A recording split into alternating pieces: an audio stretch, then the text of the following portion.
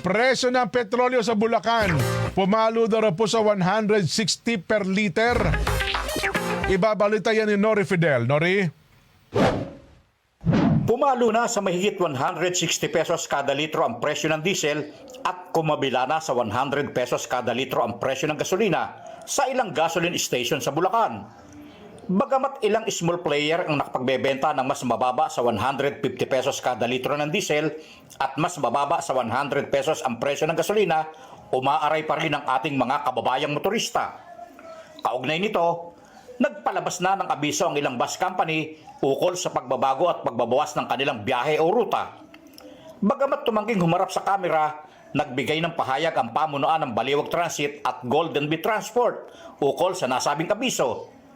Sa pahayag ni Boyet Castro, Operation OIC ng nasabing kumpanya, hindi nila maiwasan na magbawas o limitahan ang biyahe ng kanilang bus dahil nga sa nagpapatuloy na pagtaas ng presyo ng diesel na lubhang apektado na sa kanilang operasyon. Kung datian niya ay nasusunod ang 15 to 20 minutes interval ng biyahe bago umalis, ngayon ay kailangan munang punuin ng pasahero ang bawat bus na bibiyahe.